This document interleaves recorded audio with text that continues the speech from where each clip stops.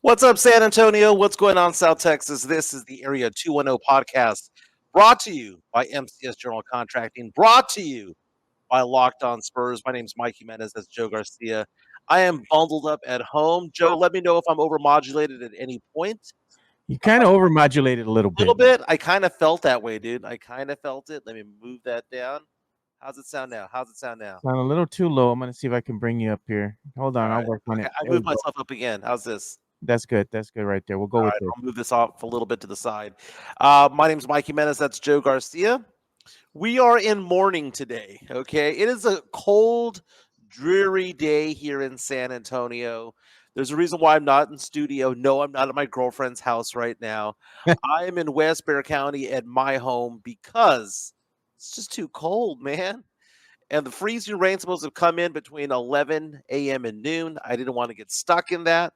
So, Joe, I decided to do this at home. In fact, we were also in talks of not having a show today because of our work schedules, but the stars aligned at the last minute.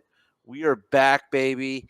And we are having a show today where we're just going to break down a lot of last night's game between the Spurs and the Bucks. Joe, the Spurs got embarrassed.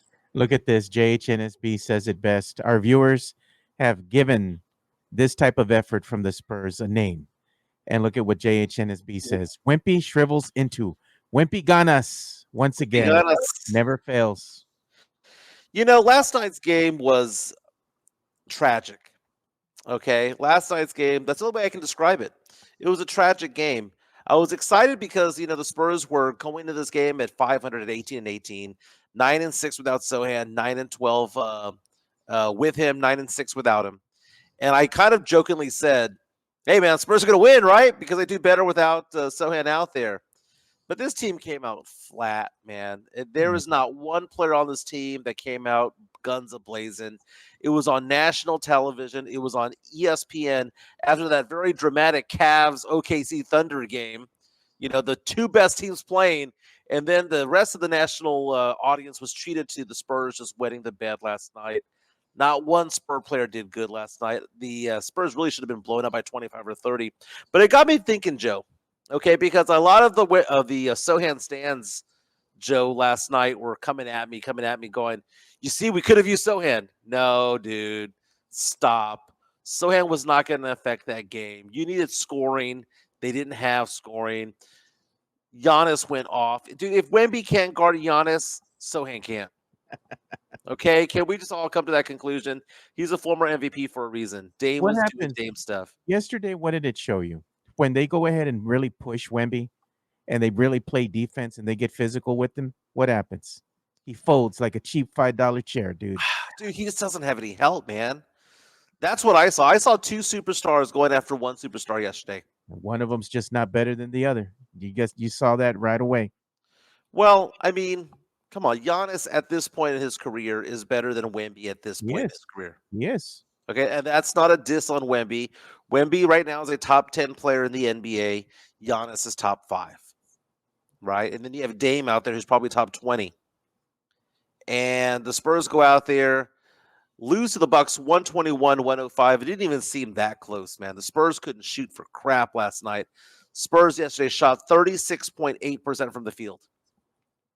34% from 3, which isn't bad. 34.6 from 3 isn't bad, but a lot of those makes were done in the fourth quarter when it was already over with, dude. It was already said and done at that point.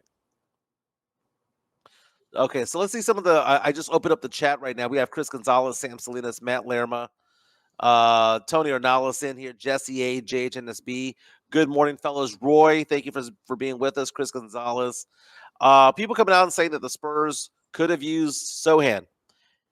Maybe on the defensive side, but what would Sohan have done offensively? Nothing. Just is what it is, man. Well, Let's yeah, get going with this. better. Let's get serious about this.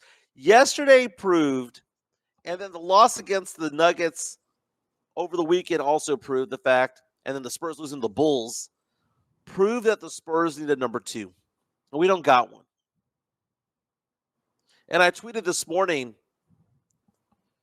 for all the people who say we shouldn't go after a Trae Young, all those people who say that we shouldn't go after a Lauri Markkanen, or we shouldn't go after a Darius Garland, Or what's the new name? Jimmy Butler. What's the new name? De'Aaron Fox. You're kidding yourselves. This team is a 500 team because guess what? We're better than half the teams in the NBA. We're worse than half the teams in the NBA. We're going to get some wins that come out of nowhere. We're going to get some losses that come out of nowhere.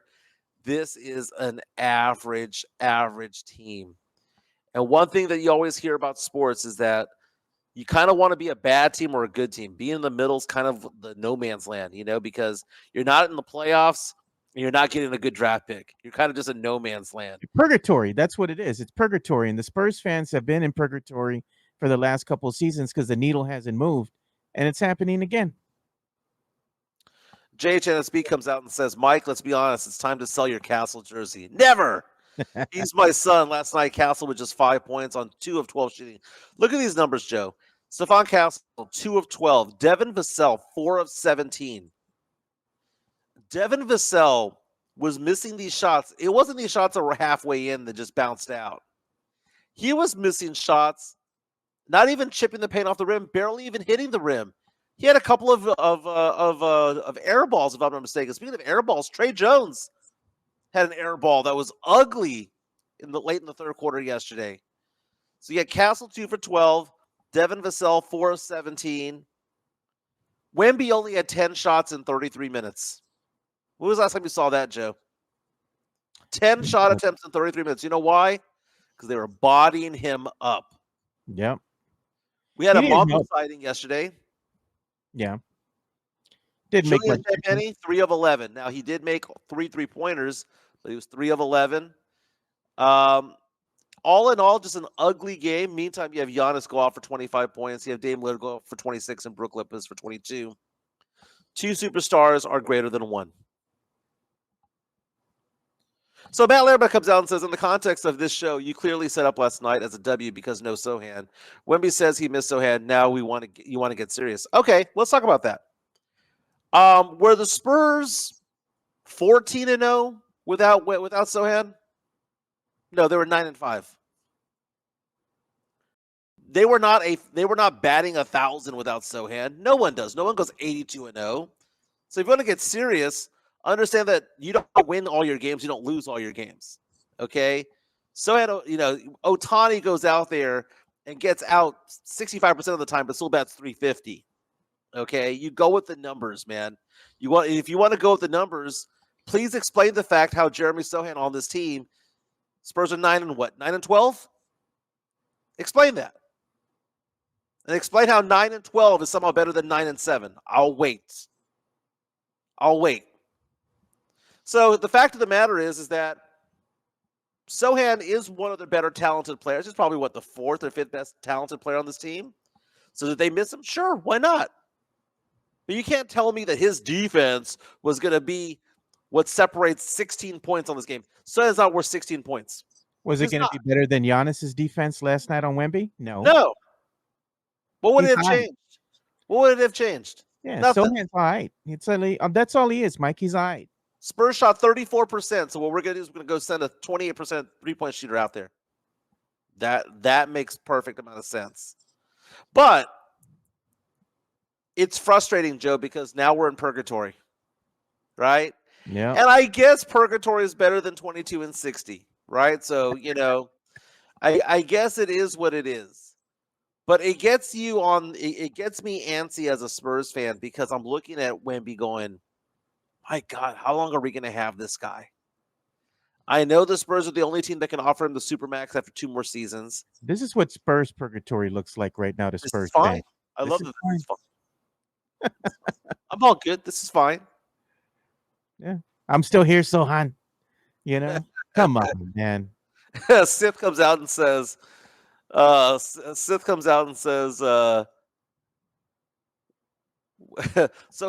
hits a layup. Spurs are only down 14. So Dark Aeon's asking the question, what do Giannis's numbers in his second year compare to Wemby? Well, Giannis didn't have as big of a rookie season. But then again, Giannis was the number 15 pick in the draft. Giannis was not considered to be a generational player entering the league. So to compare the two is apples and oranges, man. If Giannis was, he had to compare that to compared to Zion Williamson, who was the number one pick in the draft a few years ago, several years ago. Compare ones to ones. Comparing 1 to 15 doesn't make any sense to me. But if you want to go down that rabbit hole, Giannis stats over his career as a rookie back in, God, he's been in the league for 12 years, Joe. He's been in the lead a long time already. Giannis averaged 7 points per game his rookie season. Again, he was drafted number 15 overall in the draft back in 2013. Then he went to 13, then he went to 17, and then he became the all-star and all-time great thereafter. This is what the Spurs season has looked like so far. I summed this up in this GIF here.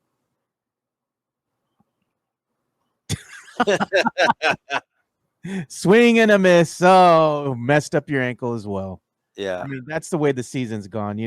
Spurs fans, again, had delusions of grandeur in the beginning of the season. Oh, we hooping. Oh, we're going to go to the play-in. We're going to make the playoffs. We're going to be a 40-plus win team. No, man, that ain't going to happen. We said that before the season started, and fans over here telling us we're crazy and we don't know ball. We don't know what we're talking about. You're almost at the halfway mark of the season. And how many wins do you all have? Does the team have? 19. Close to 500. Close to 500. I mean, Sam Salinas asking the question or making the comment on our YouTube stream right now, saying that there was some stat comparison between Wemby and Robinson years 1 and 2. They're pretty similar, not because of one game, but I'm agreeing with JHNSB that Wemby is mentally weak. I don't want to say that Wemby is mentally weak. I think that Wemby is being a good player, a good teammate right now. You can see Wemby becoming more of the alpha on the court. Right? We talk about and we joke about the fact that Devon Vassell will sometimes try to take that away and want to play hero ball. There's no way in the world. There's no game in the world, Joe, that when you look at the box score, you see that Devon Vassell shoots 17 times compared to Wemby's 10. That should never happen. And why is that being allowed? Why is it being allowed that Wemby goes off and has 10 shots in 33 minutes, but Vassell has 17 and 22? How is it that these players had more shot attempts than Wemby yesterday?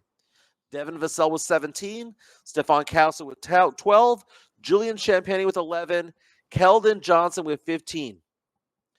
You should not have 4 players, including 2 that came off the bench, having more shot attempts than Wemby. Wemby's 7'4". He towers over everybody else. He can get his shot. So what the hell happened yesterday? They don't give Wemby the ball. They couldn't get Wemby the ball because he was being guarded by Giannis, so they had to have somebody else step up. Devon Vassell, what happened? Went in hiding. The only people that stepped up yesterday were your veteran players. Harrison Barnes, the Toyota Corolla of the team. Chris Paul. Keldon Johnson led all scorers last night. And he's coming off the second unit. And what does that tell you, man? This team still doesn't know how to play basketball, fundamental basketball.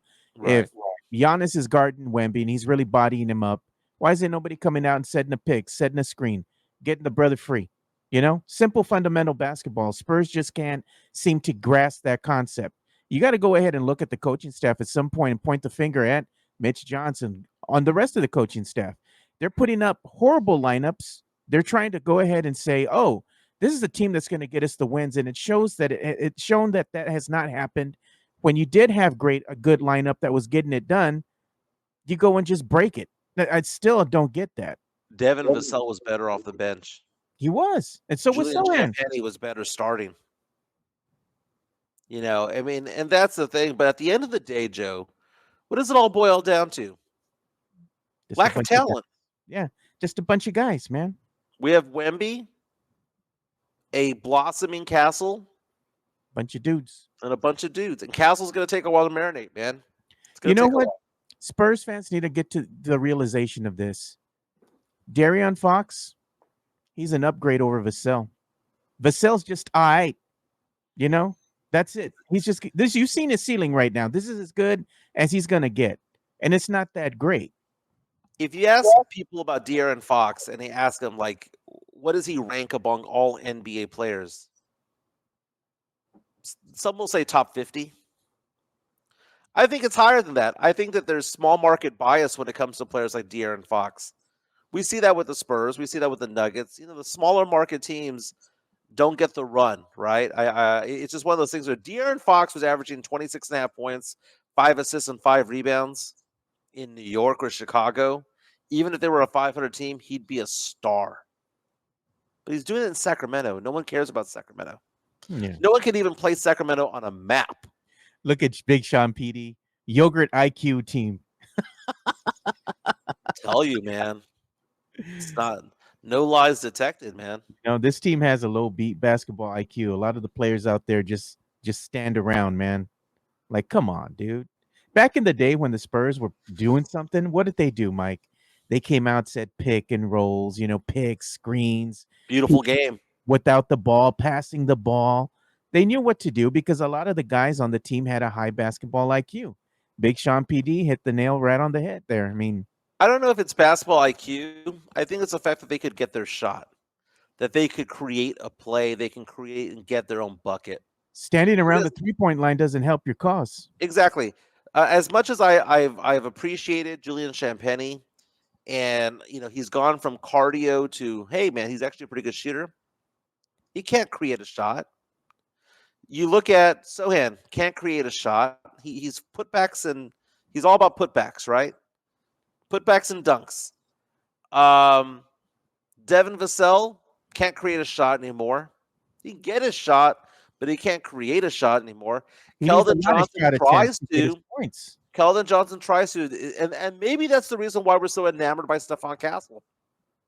Stephon Castle is the only guy that can actually create a bucket, drive in, make something out of nothing. Really, it's just Wemby and Castle that are the only two, and Chris Paul. Harrison Barnes, okay.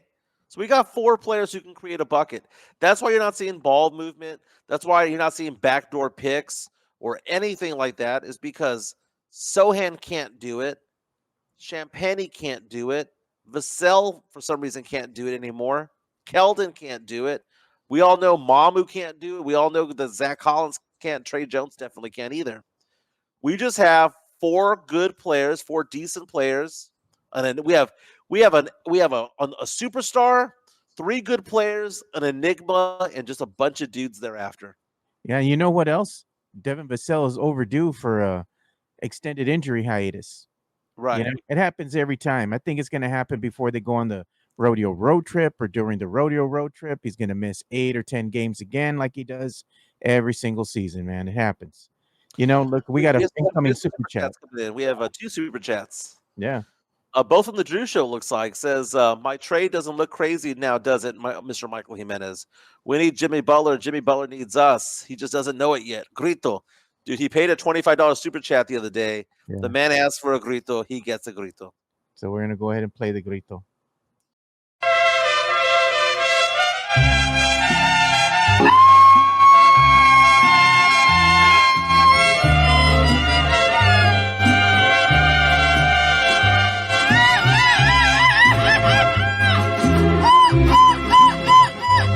Presumir a mis amigos les conté que en el amor. That is not a happy grito. That is a sad grito. I'm so depressed from last night's game. Drew Shaw also has another $5 super chat saying, there you go again with your B Fox. Buddy, they put the ball in Fox's hands. They'll never get to Wemby. That boy don't pass. Chancla. He's now asking for the chancla, Joe. He wants to get you. Okay, so the whole thing about Jimmy Butler, it's fun, right? I would love buckets in a Spurs jersey, even if it's for 3 or 4 months, right? But it's not a long-term solution, man. This is kind of like saying you're horny, but instead of going after a girl that you know you can have a long relationship with, you just want the she's the chick at the bar that used to be hot, right? But it's still kind of hot, right? And you know that it's not going to be a forever thing. It's just kind of just for tonight. That's Jimmy Butler, right? But you look over at De'Aaron Fox. That's the kind of girl that is hot, smoking hot. No one realizes how hot she is, but at the same time, kind of toxic, right? But the hotness keeps up with the toxicity. So you figure, you know what, it's worth it. That's what I look at when it comes to them all. Would I like to see Jimmy Butler in a Spurs jersey? If you think that De'Aaron Fox would not pass the ball to Wemby, wait till you see Jimmy Butler play with Wemby. Jimmy Butler would never pass the ball. He'd be like, "Great, we got a rebounder. I got a 7'4" rebounder." That's the way he would look at Wemby. Look at that, Matt Lerma. They call Giannis a Greek freak for a reason. He just went through those screens like nothing. Yeah, because there was nothing being done. You know, if you're going to come up against him, you have to have two dudes setting a screen, setting a pick, trying to get your star player free. And the other Who thing should is, have guarded? Who should have guarded this on, guy? man. Who should have guarded Giannis? We don't have anybody to guard Giannis. The same way we don't have anybody to guard LeBron. Why do the Spurs lose to the Lakers all the time? We have nobody to guard LeBron James and nobody to guard Anthony a Davis. bad matchup with the Lakers, dude. Every time the Spurs play them. And it's a bad matchup when it comes to the Spurs with a team like Milwaukee. If I'm not mistaken, Milwaukee has kicked our ass several times in a row. I might be wrong. It just No, they feels have. that way. Yeah. Look at Blake Wesley has a Oh, dude! When you're asking for Blake Wesley to play over Devon Vassell, we're hitting the bottom of the barrel. And I think that again, it's about expectations. It's about how getting up and getting excited. You know, Spurs ended the calendar year with a winning record. We never saw that coming. And now the Spurs are kind of coming down to earth. You know why we're coming down to earth? Because we're playing road games. The Spurs right now are showing that they're a different team at home than they are on the road. Most teams have a better home record than road record. That's fine. But when it's a night and day difference, man, there's something there. Look at Midtown Texas, Wemby and the Mids.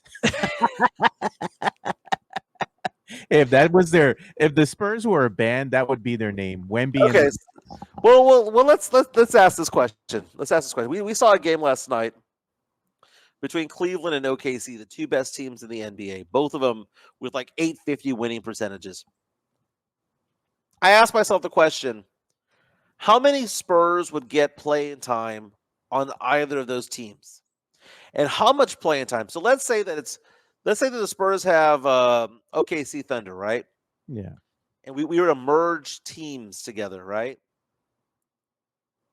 Wemby would obviously be getting starter minutes and would obviously be a superstar, right? Because that's what he is, a superstar wherever he goes. Barnes would not be a starter, but would get quality minutes. Same would go with Chris Paul. Everybody else on the Spurs roster would never sniff the court. Maybe Champagne a little bit. you know what? Jeff Garcia had put out an article the other day, and it was ranking other executives or other teams were ranking executives within the NBA, and the Spurs were ranked there at the bottom, dude. 40th, by other executives here in the NBA. And it's just showing that this roster, they're just not doing a very good job right now. Everyone sees it. Everyone sees it. Everyone sees it. Joe, it's funny because I was on Twitter earlier today, and someone referenced me. I think it was Tavarius, who reached out to me and said, "Hey, look at this. It's the number of teams in the last like 10 years that have won 5 games in a row. And every team has done it in the NBA except for one, which is the Spurs." Someone responded to that by saying, "Yeah, well, how many championships have they won since 2000?" And I was like, "Oh my God, are Spurs fans turning into Cowboy fan?" Yeah, that's what it seems like. We got another incoming super chat from the Drew Show here. He's called me a fool. Jimenez, you fool. Just read Jimmy's stats and he averages 6 assists. Gabe, you don't know all. Okay, Jimmy Butler might average 6 assists per game, but when it comes to crunch time, he ain't passing the ball. Well, he wants to give you the chunkla, so we're going to give you the Why? chunkla.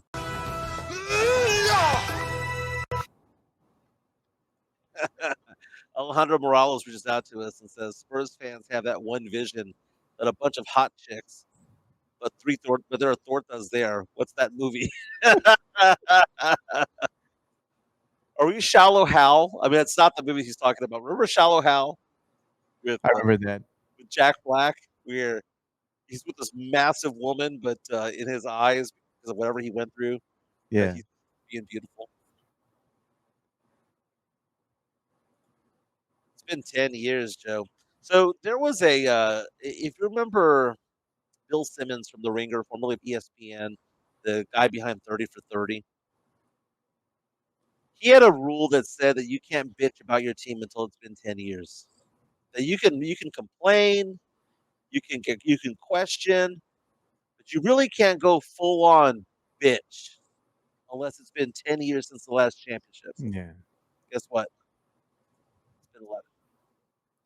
We have the right to bitch. Yeah.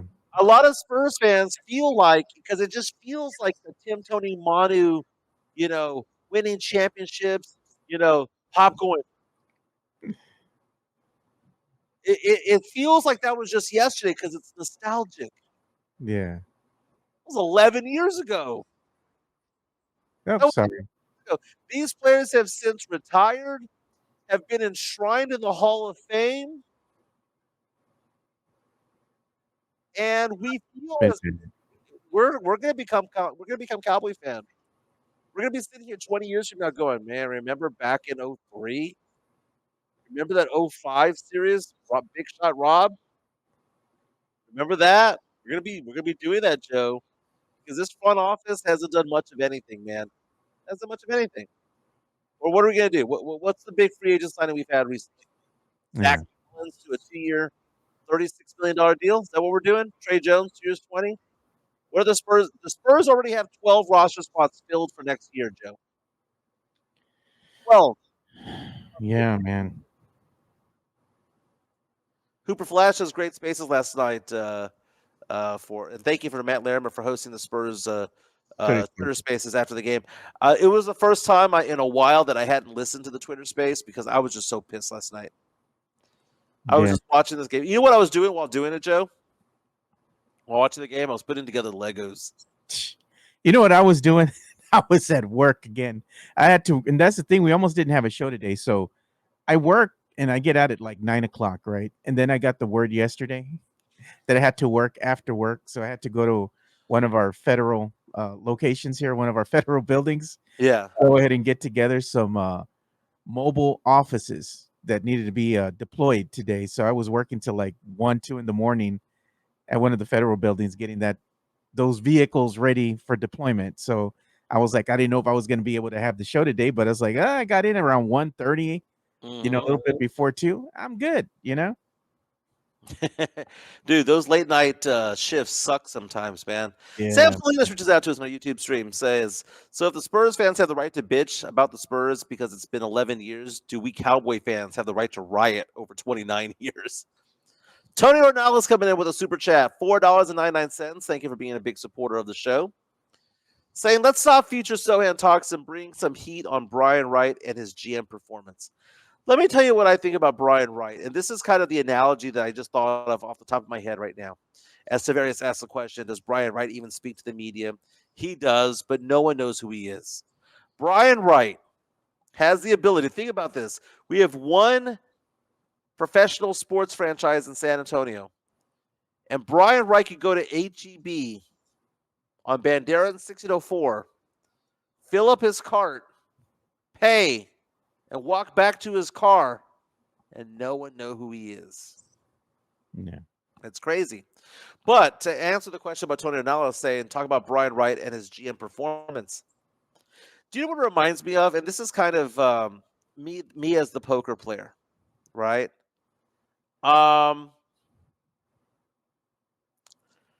In poker, sometimes you do the right moves and you still lose. So I'll give you an example. I played a World Series of Poker event many years ago. 80% of the field had gone down. I was in the running to make the money, right? It's $1,000 buy-in. Yeah. It was one of my bucket list items. I had ace queen.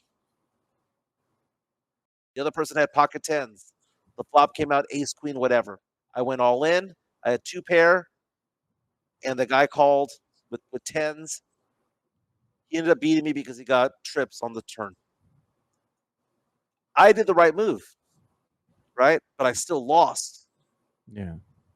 I did the right move, but I still lost. And that's how I feel about Brian Wright. I went to Rounders Card Club recently. It's not called the Lodge. I played well, but I lost money because just because you do the right moves doesn't mean that it's going to work out for you. Yeah. Let me point out some examples here. When the Spurs traded DeJounte Murray, the Spurs got 2 unprotected first round draft picks from Atlanta. They also got a couple of swaps, and they also got Charlotte's first round draft pick. So people were all excited. And I remember being on the radio at San Antonio Sports Star when people were like, "We got 3 first rounders." I was like, "No, we got 2.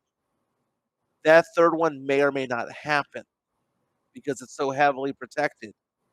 That Charlotte pick, Joe, that we got for DeJounte Murray, is it going to happen? Nah. No. No.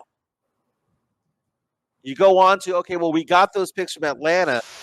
Atlanta's going to somehow suck, and therefore we're going to have a top 5, top 8 pick in a really loaded draft. Atlanta is now a game over 500. We got a new viewer in the chat here. It says Yannick Moulait. He says, hello from France. He says, I hope 2 victories in Paris. He goes, this is 2 games at home for the San Antonio Spurs. I can't wait, man. Those games are going to be in a couple of weeks there in Paris. That's going to be fun to watch. Back-to-back games against the Indiana Pacers. I think the Spurs should win both of those. We should, right? It's a homecoming for them. But going back to Brian Wright, do we get mad at Brian Wright because of how things transpired, or do we get mad at Brian Wright because we think he did the wrong thing? Because trading DeJounte for those picks was not a wrong thing. We got a pretty decent haul. Okay, we got wanted to be gone anyway, right. We got a pretty decent haul, but it hasn't transpired the way the Spurs fans had envisioned. And I'm sure Brian Wright envisioned it that way too. I'm sure Brian Wright was like, "Can you imagine if we get a top 5 pick from Atlanta in a loaded draft? Can you imagine if we get this pick swap? And can you imagine 2027?" And it hasn't materialized that way.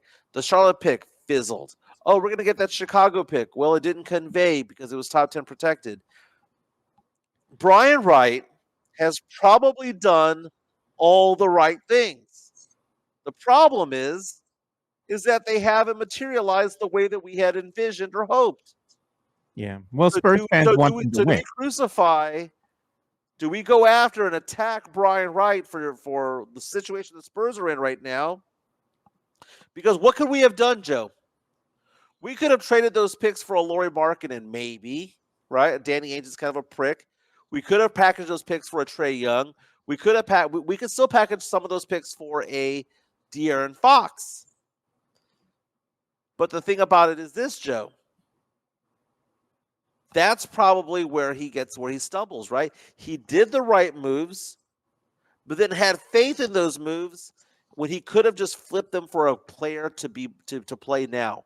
Wemby's ahead of schedule. That's where I am with Brian Wright, because I want to go down and say he's awful. I just think he's unlucky right now. Yeah, his choices haven't really panned out for the team in the way that Spurs fans had envisioned, or probably the way he had envisioned himself. But I was going to show this stat here, and it's by Spurs Muse on Twitter, on the X. And he's saying Devon Vassell's 3-point shooting in the last 10 games, 3 for 9, 1 for 7, 1 for 6, 1 for 4, 0 for 6, 3 for 7, 2 for 5, 1 for 4, 1 for 5, and 0 for 4. So 3-point shooting. This is 3-point shooting, man, in the last 10 games. Okay, so doing my math in my head, that's 5, 8, 10, 11, 12, right? That's 3, 4, 5, 6, 9, 11. That's 13. And then that's 13, 25, 31, 35, 37, 44, 53. So 13 out of 53. That is Sohan-esque. But he's the second best player on the team. And that's a pretty big sample size, Joe. That's 10 games, man. What does that coincide with? You know what that coincides with, Joe? Him becoming a starter. That's worse than Sohan. It's 24%. Sohan's at 28 for the year. Look, we got an incoming super chat, $4.99 from Midtown, Texas. Appreciate the support, you guys. You have all been wonderful. All day. And he puts, where does this Spurs front office rank? Where does the front office rank in Spurs history? Is it the worst ever? ? Um,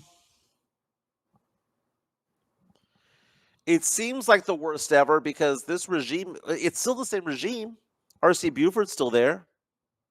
Pop is still there. I know Pop went down with the stroke, but decisions made over the last 30 years have involved Pop. Pop was a former GM. I'm not. It's funny whenever people get mad if you criticize Pop back when he was coaching. They'd be like, "Oh, well, he didn't draft those players. Like he had no say. Like the former GM of this team had no say in what they're doing. It's all collective, Joe. It's all collective. I just think that they're all past their prime.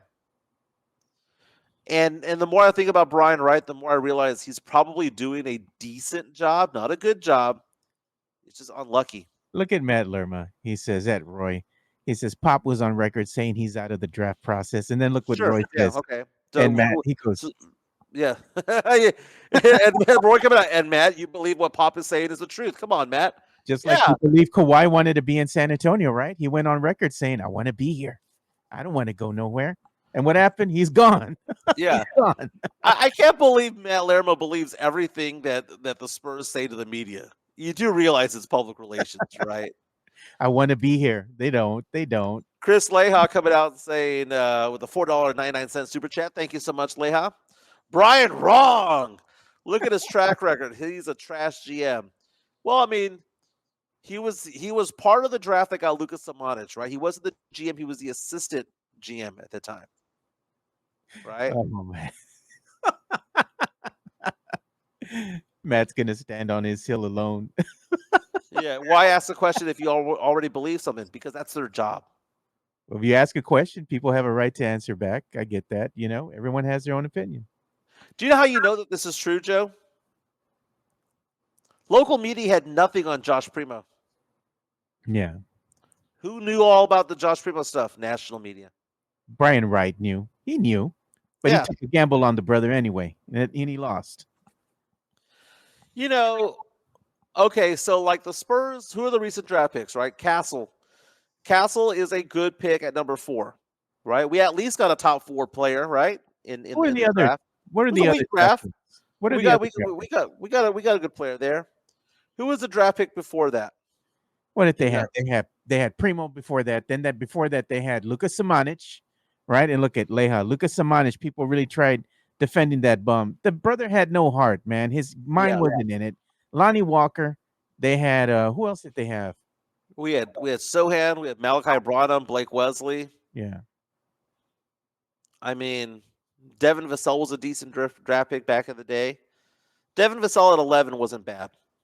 Yeah. It's just maybe the Spurs just aren't good at developing talent anymore. You know who could be the savior of this team right now? Nobody's really talking about it, kind of flying under the radar. A name that's was here with the Spurs and left, right? They traded him. I bet you anything if the Spurs had Jakob Portal playing center right now, or playing, a different position coming in for Wemby or helping Wemby on that first unit, that could be a thing, man. Jakob Portal wasn't bad, and he's a better version of Zach Collins. Oh, wait, we have a Cody sighting. Do you hear Cody? Now that's what the Spurs need. They need somebody that can bark like that. They need a dog. They need a dog. Dog. Oh, someone's ringing the doorbell, so that's the reason why. Oh, they're going crazy. Probably. Maybe they're selling you Girl Scout cookies, Mike. I hope it is the Girl Scouts. Let's see here. I'll take 10 boxes.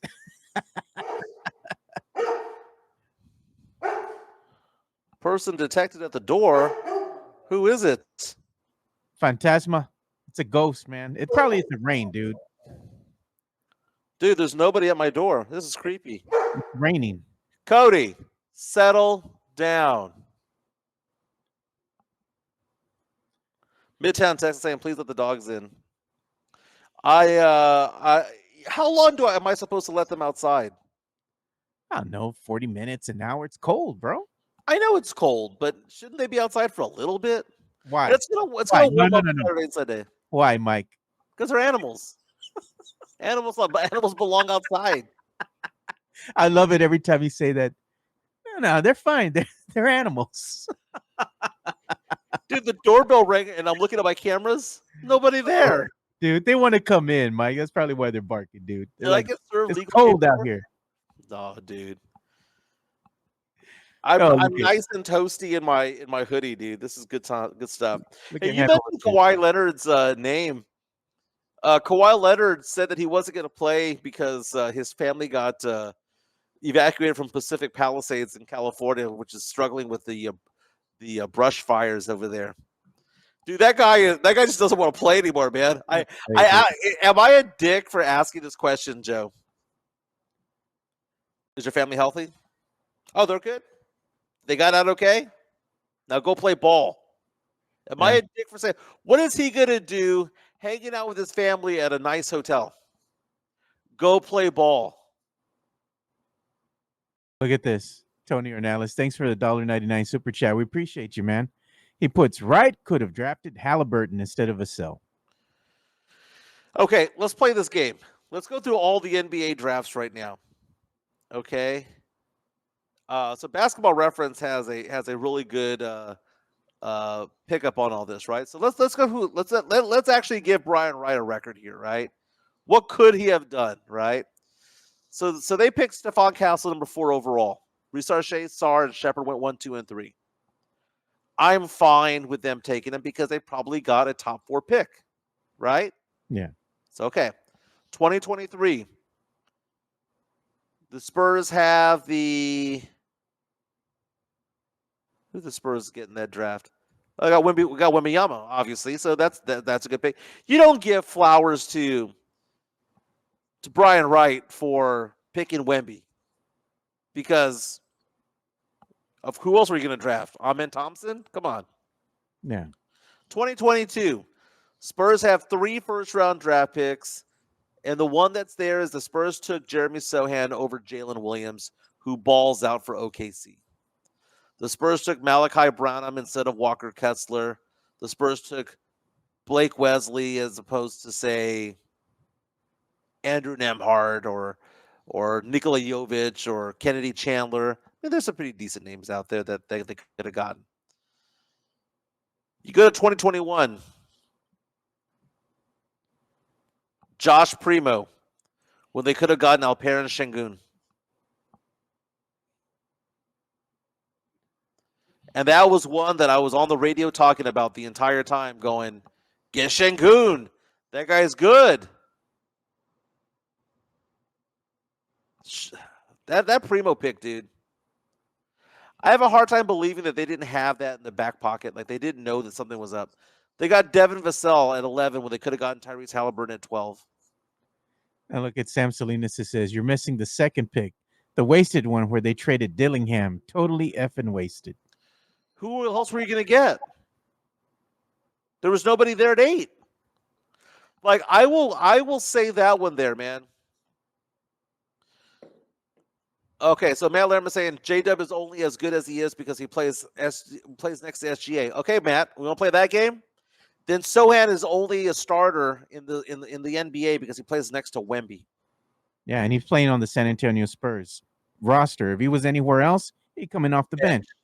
Yeah. How many teams would have Jeremy Sohan as a starting power forward? 4, maybe? Yeah. 5? And they're all bottom-dwelling teams. JHNSB saying J-Dub can knock down a consistent jumper. Plays great defense. Now you sound just jealous and bitter. I don't know, man. The Spurs machine of Chip Anglin and the development of players, Pop and the development of players is all sailed. Chip Anglin's not there.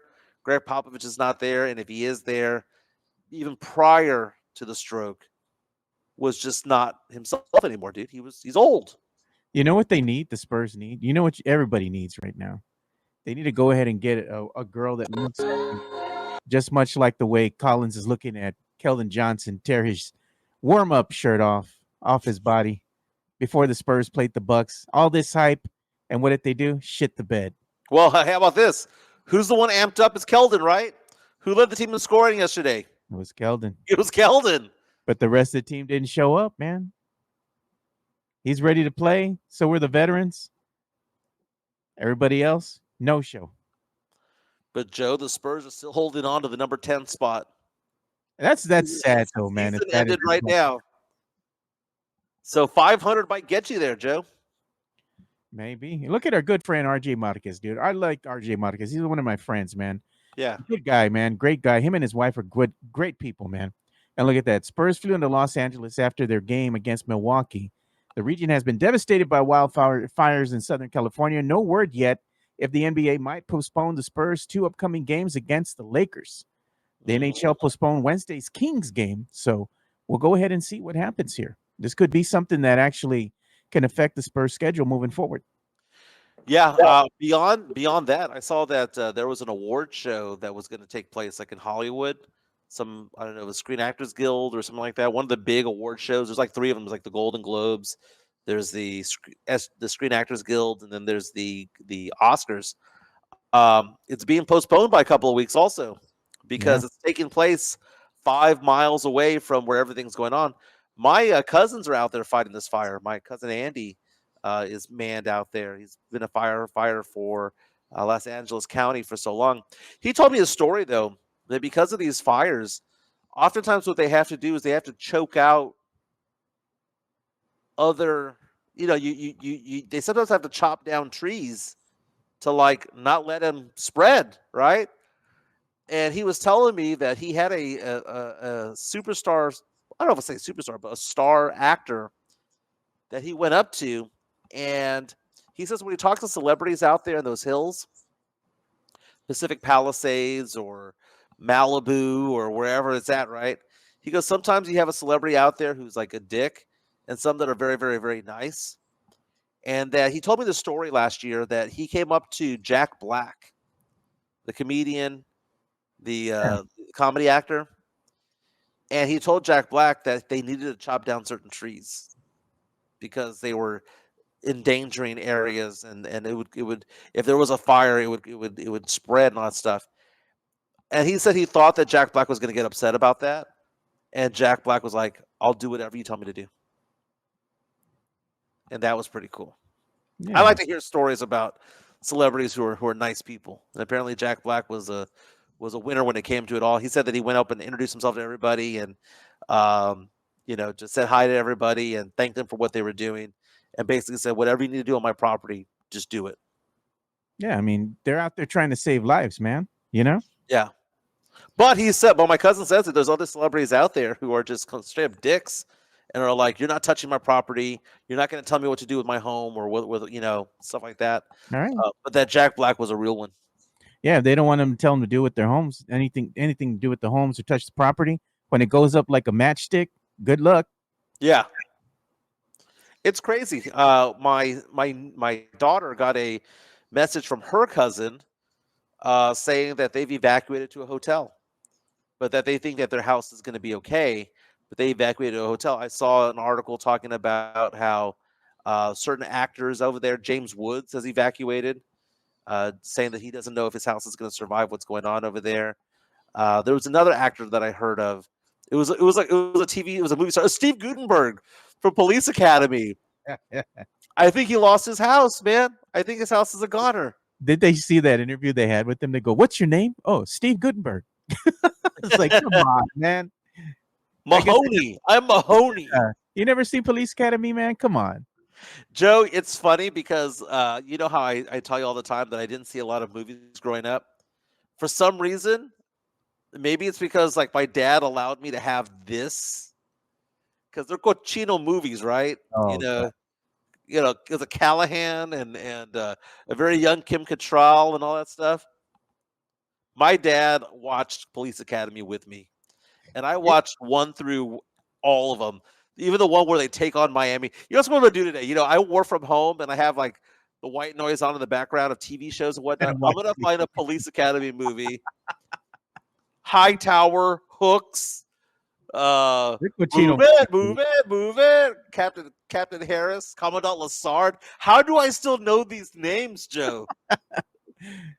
Timeless classic, man. This is the Blue Oyster. And look, we got some information here coming through the wire here. It looks like the NBA is going to go ahead and put out, I guess, the second return of fan voting. It's going to be released later on today at 12 our time, 1 p.m. Eastern Standard Time. We're going to go ahead and see where Wemby stacks up in the NBA All-Star voting. Man, hopefully he's still up there and can get voted in by the fan base. Yeah, Wemby was number 5 among the Western Conference front court players last time. He was number 10 overall when it came to voting. By Look the at way, it. we have a Duncan sighting. I was Lord saying if I get a bomber jacket, I look like the dude from Knight Rider. Which, by the way, that was one of the things we did last year. Was I watched Knight Rider for the first time ever, and I actually liked it. I remember that. You actually did a review on it. We need to get you back into doing that, dude. Yeah, I know. There's so many movies that have popped up recently. Take a look at Duncan. Oh man, he done. He's like, and it's so funny. This morning it was 36 degrees. He wanted to go potty. Did he want to come back inside? No. You know why? He's an animal. He likes outside. Oh God. Peter gonna come. That was Peter knocking on your door earlier. They're like, "Let me get the dogs, man." We heard what you said, Jimenez. Man, look at Swiss. Doesn't miss, dude. Spurs fans.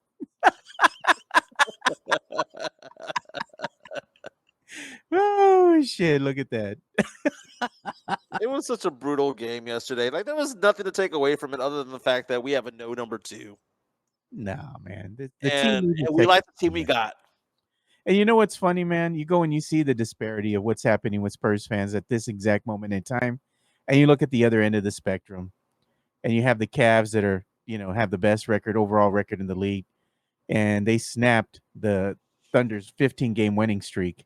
The Cavs are now 32-4 on the season. 32-4. Who would have thought about that, man? And no one believes in them. No. I don't Everyone believes that the Boston Celtics are playing possum, going to get the 2 seed, going to play the Cavs in the Eastern Conference Finals, going to steal game 1 or game 2, and just finish it out at home. That's what everybody believes, right? Yeah. Unless or certain players from the Celtics get old. If Al Horford starts playing old, or Porzingis or Drew Holiday, if they start playing old, then maybe there's a chance. But it'd be nice to see Cleveland do something. And I tell you what, it'd be nice to see Cleveland do something without LeBron James. That would be the most prized possession that they would have of all their championships, of the championships they had won with LeBron, is having it that way.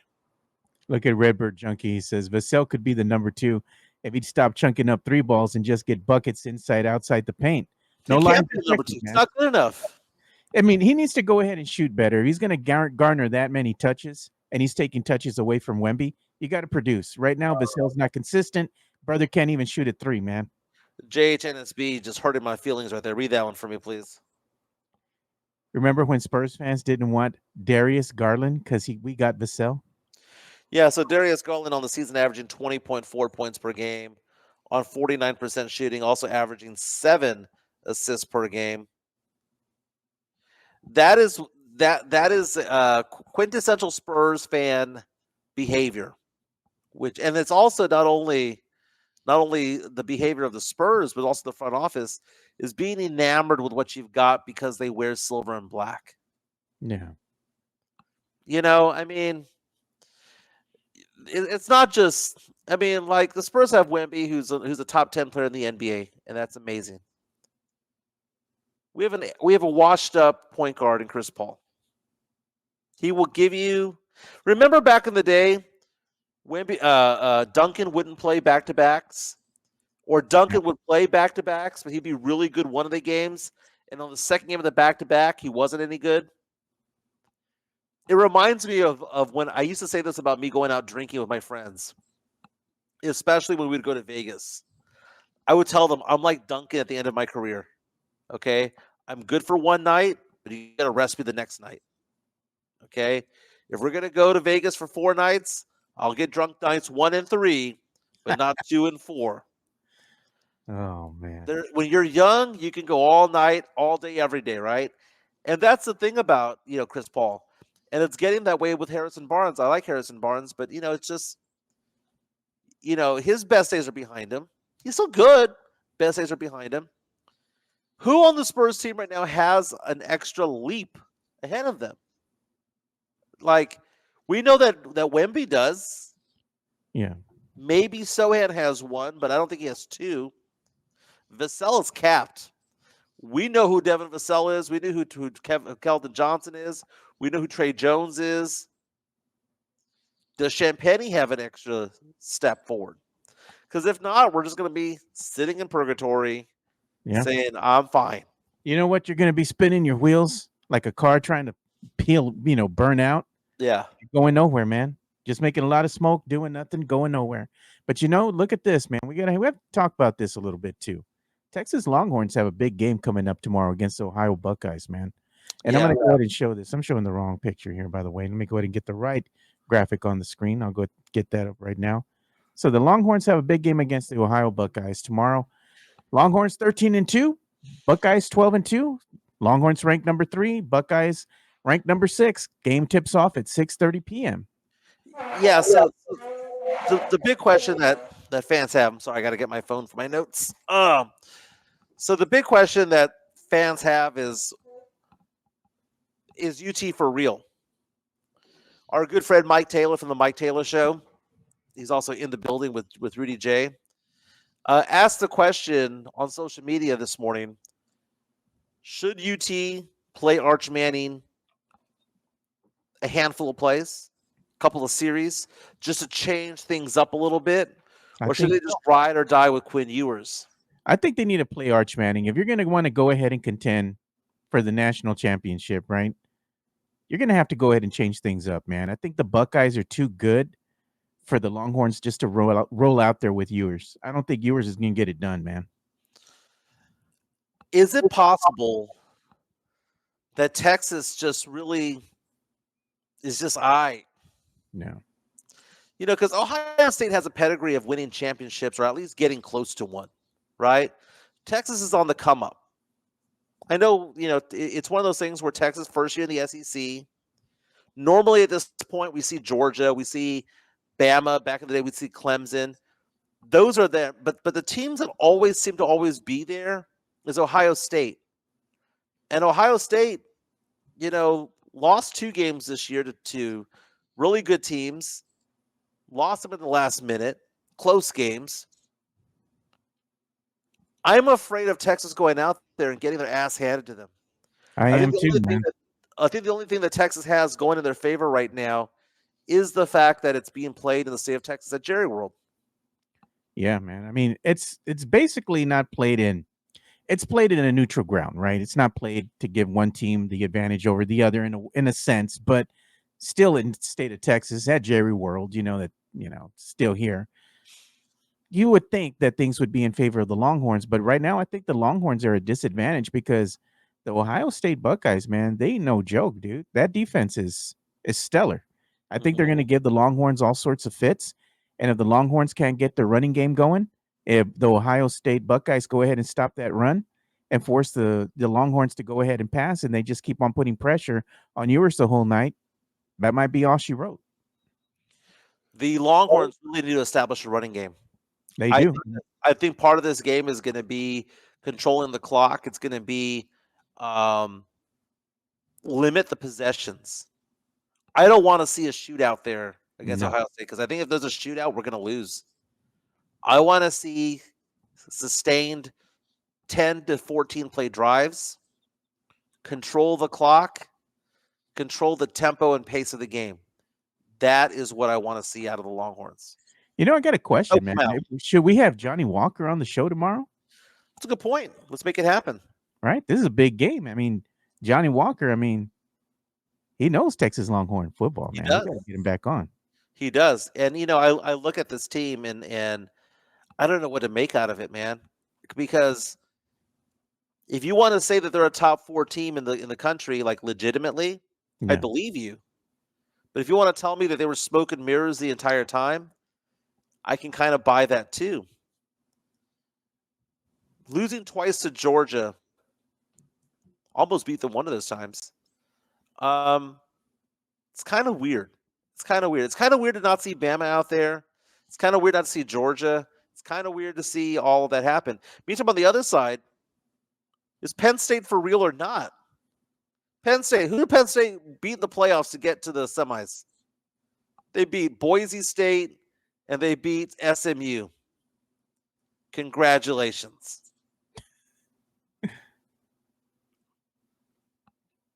I mean, they didn't even beat a big school to get there. They beat an SMU team, which I like the fact that SMU made the playoffs. They beat an Boise State team with Ashton Genty. But come on, man, they didn't play any powerhouse name, any blue blood football team at all. Yeah. Notre Dame and Penn State have like an even matchup. I think they're like 9-9 against each other, all time. I hate Notre Dame with a passion, Joe. My number one hatred in sports is the Dallas Cowboys. My number two is anything Notre Dame. But Notre Dame is going to beat the living snot out of Penn State. They should. And it's going to be a big – think about the ratings you're going to have. How big of a college football championship this will be. If it is Notre Dame versus Texas, Notre Dame versus Ohio State, I don't think the NCAA gives two craps about who wins the Texas-Ohio State game. They just want Notre Dame there. Yeah. Or you know what, Mike? We got to give some love to one of our sponsors, man. So who do you want to go with first? MCS? MCS. All right. MCS General Contracting, more than 30 years of combined experience in concrete placement. They are the best in the business. Honest pricing, high quality work. They get going on house foundations, driveways, concrete patio decks. If you want to extend the deck, extend the driveway. If you're a business and you need to put together a slab, a parking lot, or other concrete placement services or sidewalks, reach out to MCS General Contracting at 210-774-9155. They're confident in their skills, so give Chris Leha over at MCS General Contracting a call at 210-774-9155. And thank you for being a sponsor of this show. That Diamond Hard Concrete, not only do they do that Diamond Hard Concrete, but they also have Yetis that are up for grabs. So reach out to me and Joe if you want to get a Yeti. I believe they're going for about 40, 45 bones or so.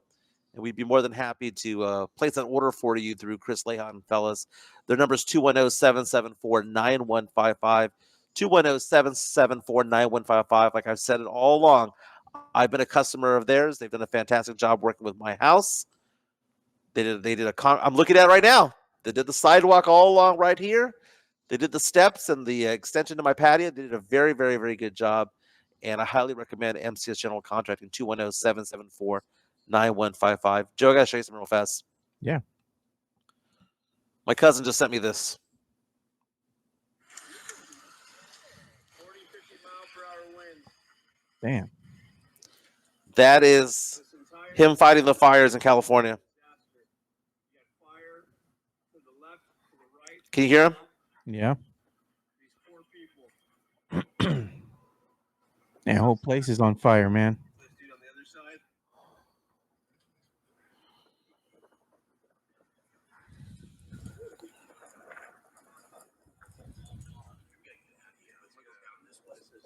He's like, we got to get out of here.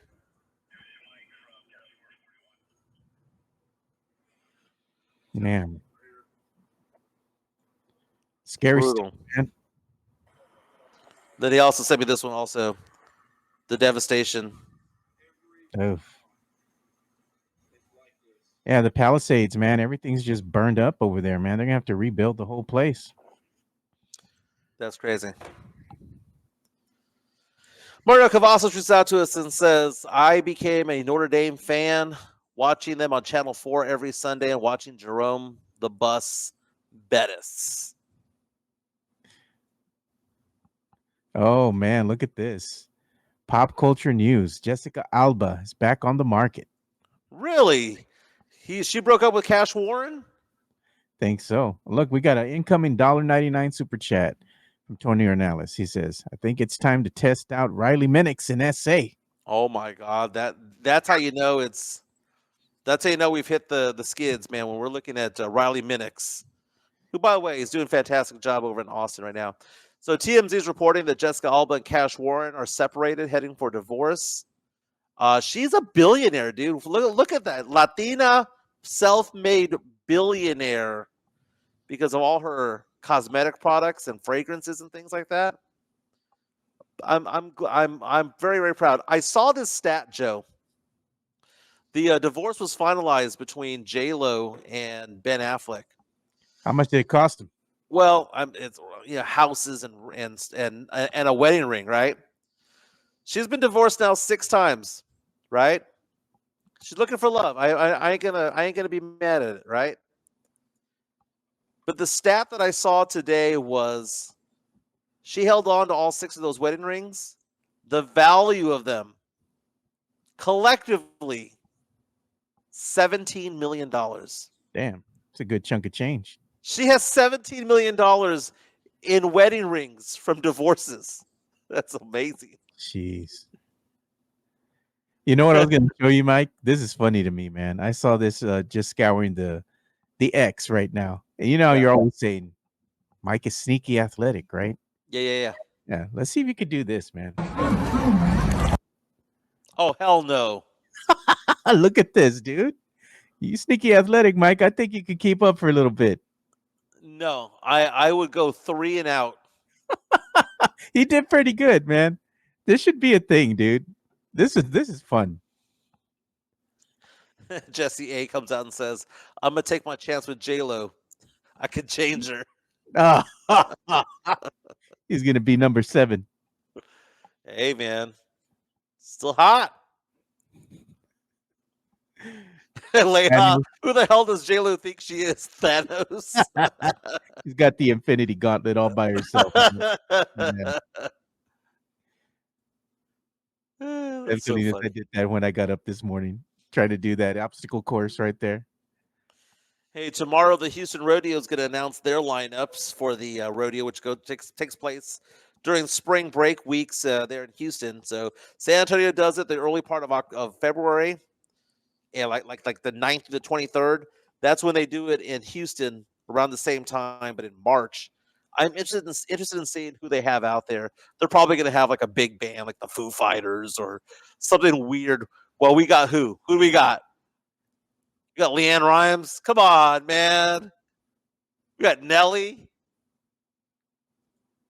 Nelly's not really a headliner anymore, man. He's like an opening act, you know? Dude, I saw Nelly perform earlier this year at the Usher concert. He was a surprise guest.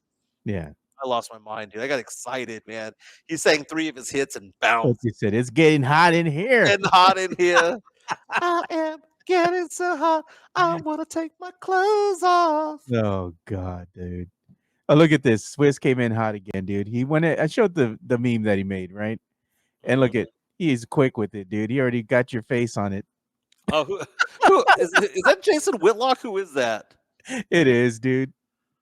It's Jason Whitlock. Look, that's funny, dude. They're quick with this stuff, dude. Not even like 11 minutes ago. Boom. You know Jeff's gonna love this. Yeah. What is this? Samson is saying Mike will be conveniently in Conroe for the Houston Rodeo. All I gotta say is, damn straight I will be. Damn straight I will be. It's also my birthday week, by the way. That's my girl. Oh, look at this. JHNSB. Mike licked the cherry. Okay, dude. I think I might have mentioned that during the show man. after the concert. That was the most cochino thing I'd ever seen. I felt so disappointed in Usher. My girlfriend was not happy. No, it's one thing if he does that with like one girl, right? For those of you who don't know, Usher, who has like 20 hits, right, since the late 90s, has this tour going on that's very similar to Taylor Swift's Eras tour. The Eras tour talks about all her albums and plays like 3 songs from every album, right, or 5 songs from every album. Usher's doing the exact same thing. He's not calling it Eras, but he's calling it like the Generation or whatever it is. Yeah. And it's going back in time to all his hits. And it's doing them by year. Well, somewhere in the middle of all that, he got cochino and started like hounding this one girl in the audience that had a big rack, like an enormous rack. And I was like, okay, he singled her out, whatever. But then he goes over to talk to her. And then he brings out bowls of cherries.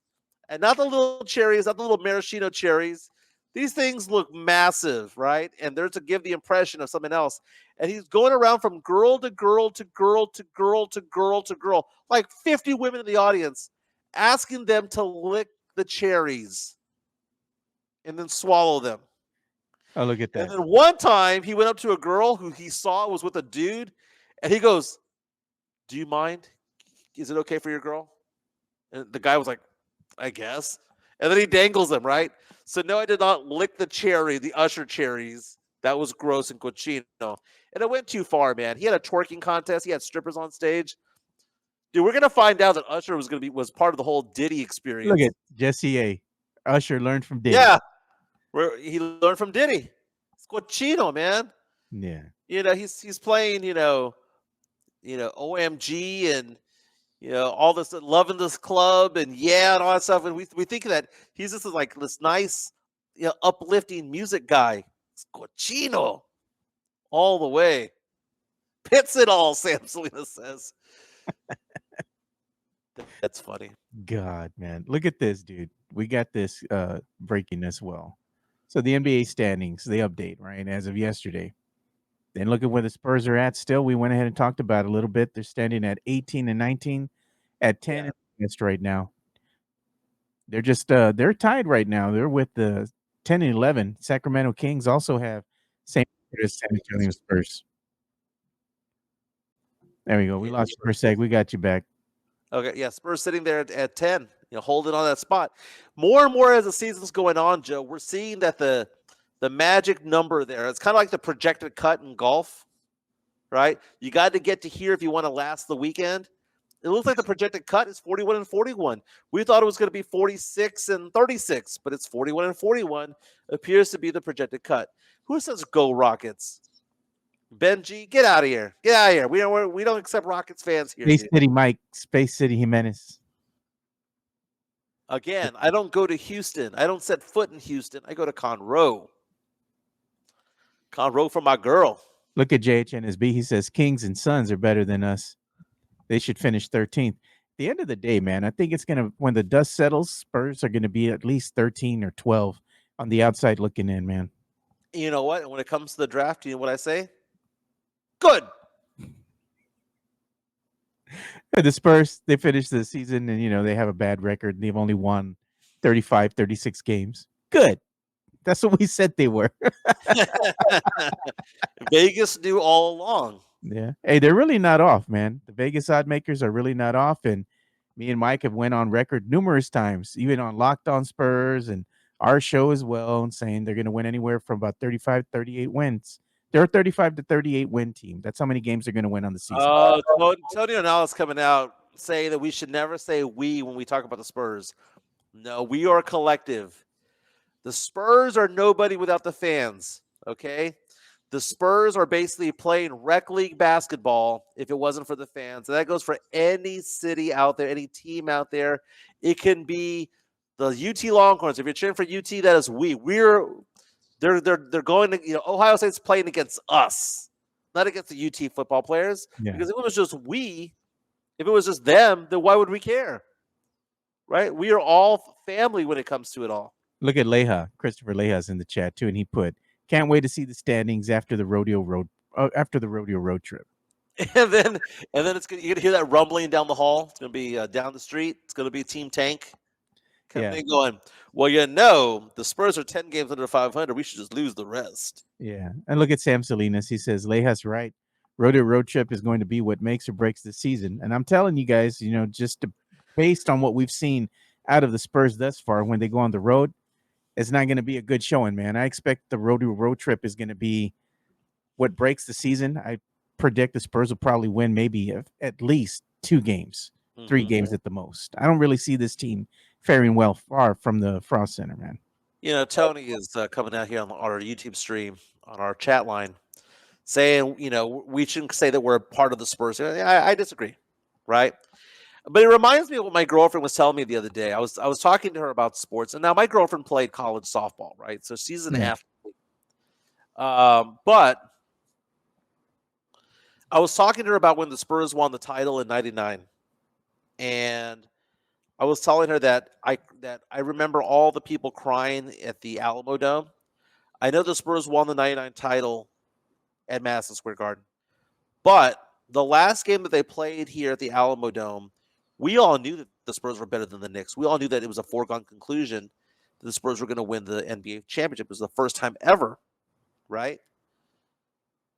I remember being in the stands and people sobbing, and we're all tearing up and we're all hugging, strangers hugging each other, right?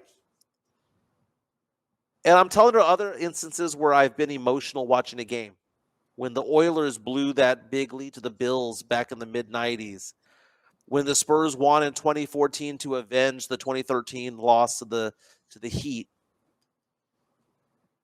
There have been moments in sports history that have made me tear up. Vince Young against USC, going for the right pylon. I just remember tearing up. It was so beautiful. And she looks at me and says, that is just stupid. You weren't on the team. You didn't have any family members on the team. That is just stupid. So, there you go. You know what we also need to do? We need to go ahead and give some love to Jeff Garcia, man, of the Locked On Spurs podcast. Yeah.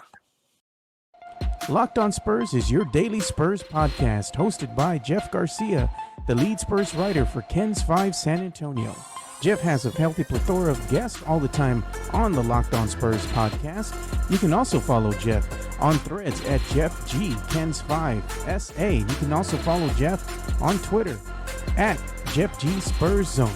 So make sure you go ahead and give Jeff a follow not only on Threads and Twitter, but also on YouTube at youtube.com/@LockedOnSpurs. This is where you're going to be able to find the replay of the Locked On Spurs podcast. Make sure to like, subscribe, and share.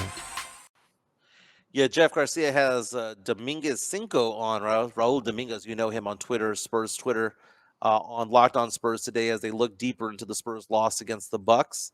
He has interviews with Victor Wembanyama after the Spurs lost to the Bucks 121-105 on ESPN last night.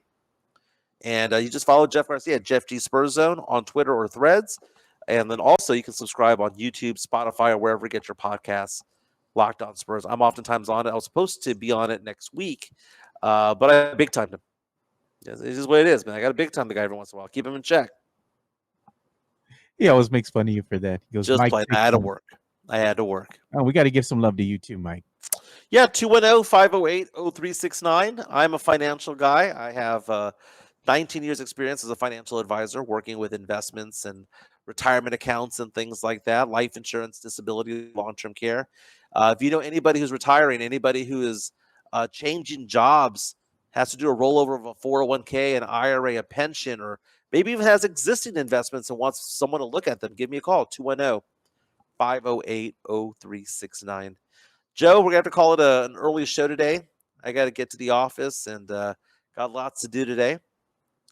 But, J-Lo's on the market. Jessica Alba's on the market. Yeah. It's a good day for single men in California, I guess. Yeah. You want to go and marry a billionaire? Go and look up Jessica Alba. See if you got a chance. Everyone have a fantastic day. We'll be back tomorrow. I'll be doing this remotely from more than likely Conroe tomorrow, but I'll be doing the show with Joe. Yeah. Safe travels, man. Be careful on the road, Mike. All right. Tomorrow's game day for the Longhorns. So let's make it happen. Be back tomorrow.